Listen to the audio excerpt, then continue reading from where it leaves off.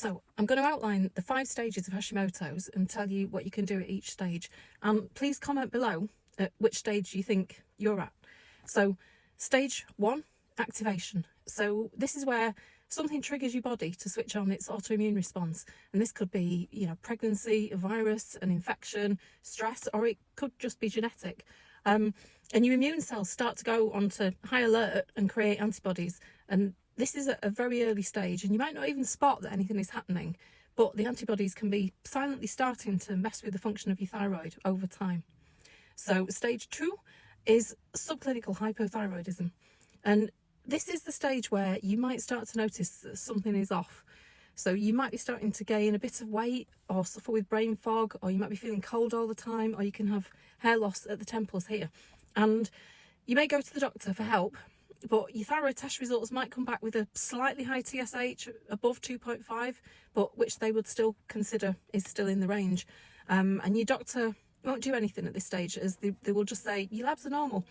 So you'll have to feel confused as to, how to feel better. And this is the stage where we want to stop Hashimoto's in its tracks before the thyroid is further damaged. And at this stage, there are things that you can do to save your thyroid and put Hashimoto's into remission before it causes more damage to your thyroid and body. So it's super important to get your Hashimoto's antibodies tested at this stage to see if you do have Hashimoto's. And if your doctor won't test this for you, you can get your own private test online easily. So check here for details of the test I use. And if you know that you have Hashimoto's, it's so important that you take steps to stop it before it gets worse. So now we're on to stage 3, and this is thyroid gland destruction, as well as progressive damage to other organs. And this is quite honestly where things get truly scary. Hashimoto's doesn't just stop at the thyroid. The thyroid is just the first casualty.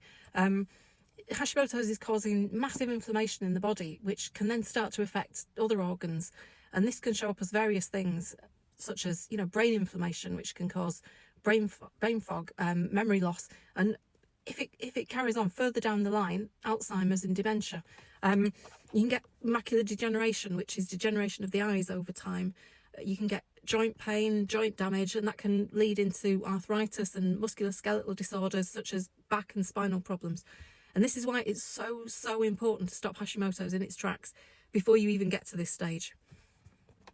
And stage 4, which is further autoimmune disease, because sadly, once you have one autoimmune disease, Hashimoto's, it brings its friends along for the ride.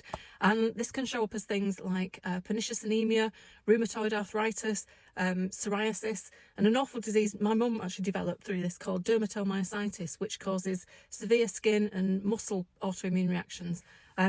But amazing, the body is resilient, and even if you reach this stage, you can still start to reverse the symptoms and the damage, but you have to act now before the disease progresses further, because then you get into stage 5, which is total destruction of the thyroid gland.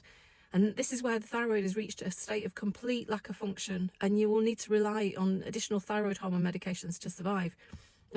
Your own natural thyroid hormones are far superior to any pills you can take, so it's incredibly important you don't let things get to this stage. Because doctors will often tell you there's nothing to fix with Hashimoto's till your thyroid is completely destroyed. There's nothing you can do, but this just isn't true and is a really dangerous approach which can lead to damage to other organs, as we've discussed. So even if your thyroid is gone, this doesn't mean that the autoimmune disease has been put into remission. It will turn its attention to other organs. So even if you've had your thyroid surgically removed with a thyroidectomy, you still need to put your Hashimoto's into remission. And this is so important. This is the stage I've been at, and I do not want you to get to this stage. So comment in the comments which stage of Hashimoto's you think you're at, and grab my free guide here, which will give you pointers to start getting your Hashimoto's calmed and into remission.